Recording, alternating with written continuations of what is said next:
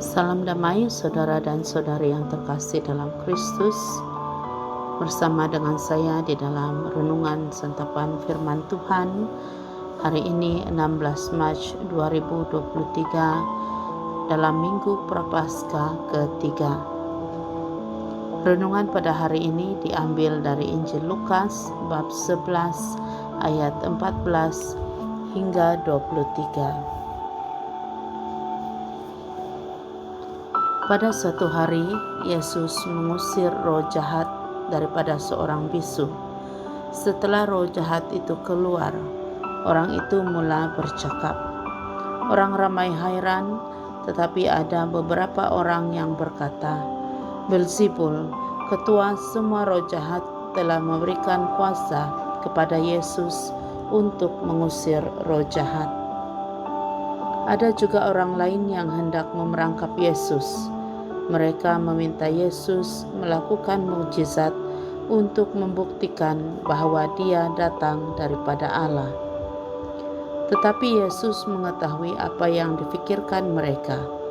Lalu Dia berkata kepada mereka, negeri yang berpecah menjadi beberapa bahagian, lalu saling bermusuhan, tidak akan tahan lama.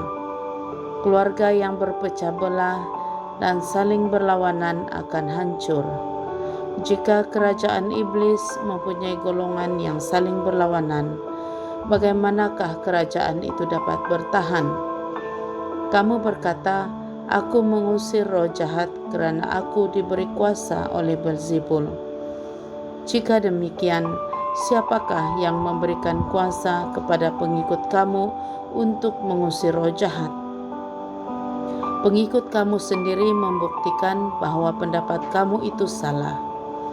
Aku mengusir roh jahat dengan kuasa Allah, dan hal ini membuktikan bahwa Allah sudah mula memerintah di tengah-tengah kamu. Apabila seorang kuat yang bersenjata lengkap menjaga rumahnya sendiri, semua miliknya akan selamat.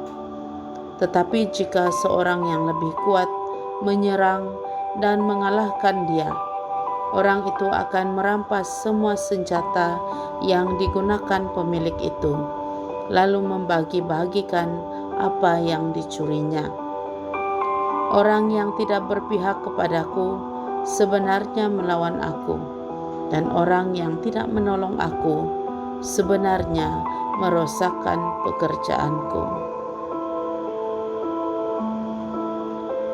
Injil Tuhan, terpujilah Kristus. Saudara dan saudari, kerajaan Allah boleh datang kepada kita melalui banyak cara. Injil pada hari ini mengisahkan Yesus yang mengusir iblis keluar dari badan seorang lelaki bisu. Selepas dibebaskan dari ikatan iblis itu, lelaki itu pun mula berkata-kata, dan semua orang menjadi terkejut dan kagum. Tetapi walaupun ramai yang kagum dan mulai percaya kepada Yesus, ada juga yang merasa marah atau tidak senang. Perasaan tidak senang ini wujud kerana walaupun telah melihat dengan jelas apa yang dilakukan oleh Yesus, mereka masih tidak mau menerima perbuatan Yesus yang menunjukkan ketuhanan. Mereka tidak sanggup menerima kenyataan itu hingga sanggup menuduh Yesus mendapatkan kuasanya dari Beelzebul. Saudara dan saudari, pendirian tidak rasional sesetengah orang ini adalah salah satu pendirian yang paling berbahaya yang boleh diambil oleh seseorang.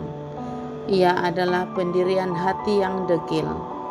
Mereka diberi kesaksian yang luar biasa tentang kuasa Tuhan yang bekerja, tetapi enggan bertindak balas dengan iman kepada apa yang mereka saksikan. Bagi mereka yang degil, kerajaan Tuhan datang kepada mereka seperti yang dinyatakan oleh Yesus di atas. Kesannya ialah mereka bertindak balas dengan cara yang ganas, marah, dan tidak rasional. Bentuk reaksi ini sangat berleluasa hari ini dalam dunia sekuler. Ramai dalam media sekuler, sebagai contoh, sentiasa bertindak balas dengan ganas dan tidak rasional terhadap semua yang merupakan sebahagian daripada kerajaan Tuhan. Akibatnya, si jahat mudah menyesatkan orang ramai, menyebabkan kekeliruan dan huru-hara.